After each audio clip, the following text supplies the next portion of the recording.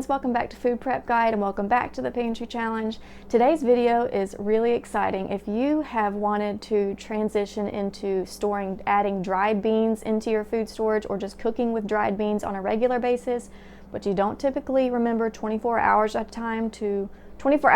of time to prep those dried beans, this video is for you. I'm going to show you my method for having instant beans that I prep once every 2 to 3 months for pennies on the dollar.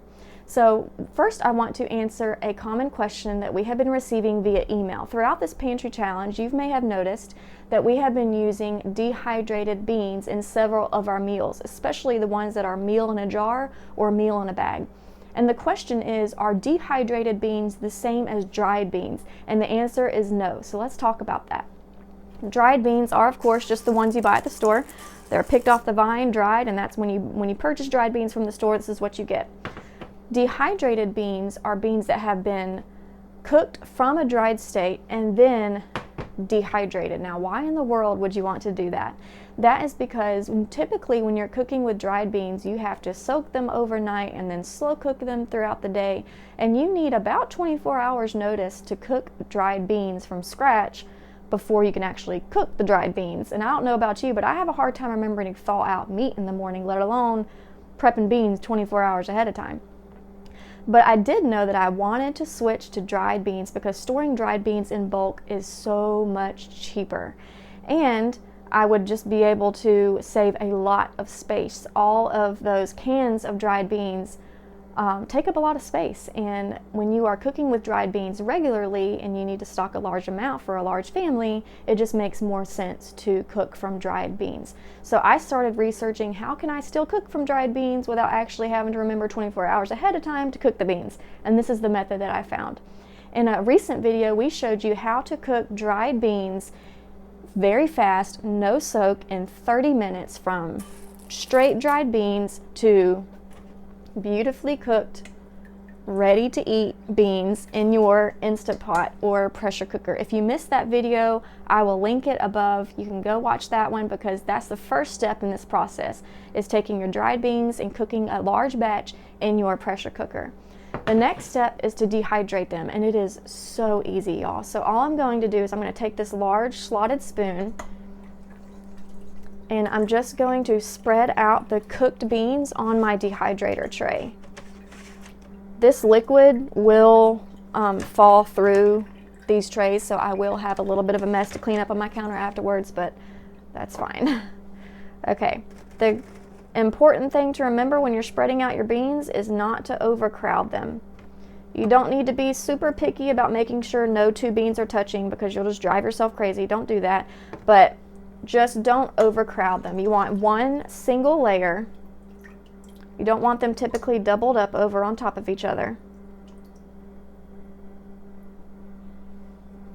And just try to spread them out as evenly as possible. You don't need any liners for this. You don't need any silicone trays or anything like this. Just the trays that your dehydrator came with will be perfectly fine for dehydrated beans. I mentioned that I do this in bulk.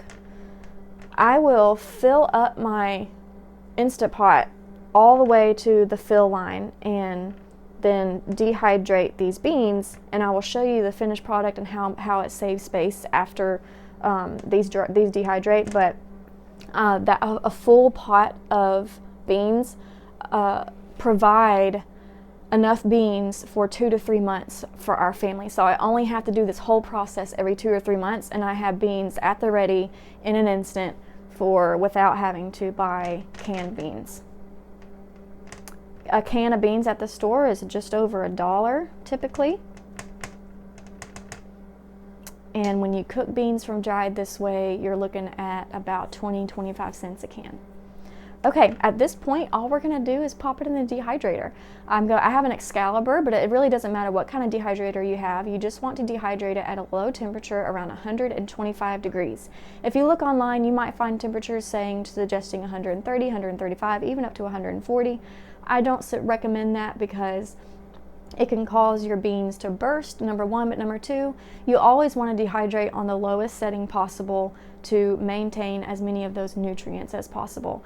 The thing with beans, the reason why we soak them is to break down that phytic acid, which is an anti-nutrient inside beans, but good news, pressure cooking also breaks down phytic acid. So that's why we don't have to soak first, and we're still getting those benefits of breaking down that phytic acid, which then allows the nutrients in the bean to get absorbed into our guts. Okay, so I'm going to slide this into the dehydrator. I'm going to dehydrate it at 125 degrees, and we will see how long it takes. That's another thing about dehydrating. You can look up all the bajillion recipes you want, and you will see, 6 hours, 7 hours, 5 hours. But the thing is, you just go until it's sufficiently dry. I will show you the signs that a bean is sufficiently dry when this comes out of the dehydrator, but just two things to note. It's morning time while I'm doing this, so I'm going to put it in the morning, and then I'm going to check the beans tonight before I go to bed around 9 p.m. They might be done by then, and that would be about 11 or 12 hours. They probably will be done by then. A lot of times I do this at night around 9:30, and then I will just let them dehydrate overnight while I'm sleeping, take them out in the morning, and they're always done. So those are two ways that you can do it. As long as you're dehydrating on that lower setting, 120, 125 degrees, you're not going to burn your food. And that just gives you a lot of freedom, a lot of flexibility in your day to just let it dehydrate when you're super busy throughout the day, or just let it dehydrate while you're asleep. It's not finicky, you're not going to burn it, nothing like that, okay? I'm going to pop these in the dehydrator tray, and we'll be back and show you the finished product.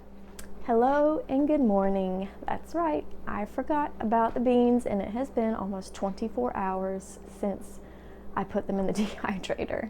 It ended up being a hectic evening, at late afternoon and evening last night. I totally forgot, and that is yet another reason to always dehydrate at a low temperature, no matter what Google tells you that it needs to be 130, 135, 140. That sweet spot is 120 to 125, and if I had done it at those higher temperatures, this batch of beans would have been ruined. They would have been a little bit too hard, too toasty. So 120, 125, I can't stress enough how important it is to dehydrate at a low temperature just for life. You have no idea what's going to happen that day, and if you forget and it goes overnight, your work isn't ruined. So let's still talk. Even though it's been 24 hours, these beans are definitely done. Let's talk about how to know that your beans are done. So first of all, they should be hard. You should be able to knock them on something and hear a loud kind of clink noise. But the main test is to break it in half. Did you hear that snap when I broke it in half? And if I squeeze, it almost powders.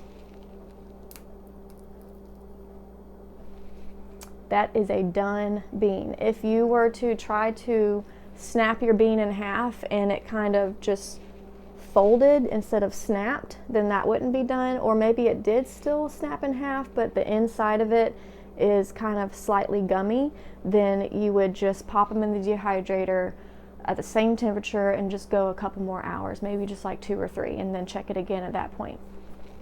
So now it's just a matter of storing them. I did want to show you how I store the dried beans, and that is in mason jars.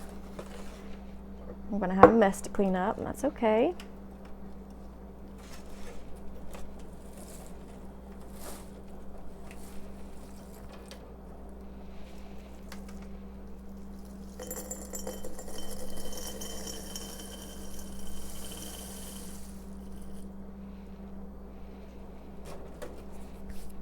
Now, just a note for storage space, and yet another reason why I absolutely love using dried beans, you only need half a cup of dried beans to equal a can. So this is a pint jar, so that means it holds 2 cups. So at half a cup is the equivalent at a store-bought can, then this is 4 cans of beans represented in this 1 pint jar. So you're saving a lot of space too.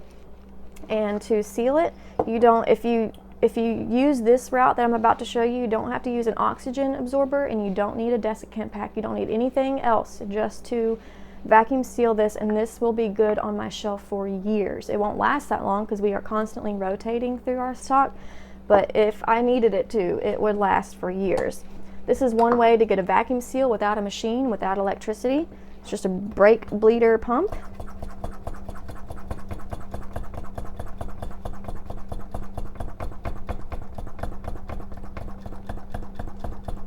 We have a complete tutorial on how to use this brake bleeder pump and all the other options for vacuum sealing your mason jars.